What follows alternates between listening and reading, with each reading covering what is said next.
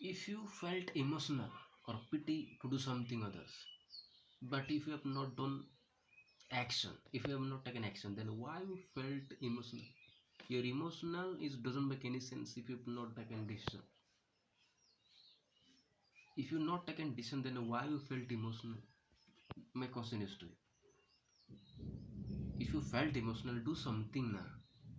If you not, if you are not doing something, then why you felt emotional?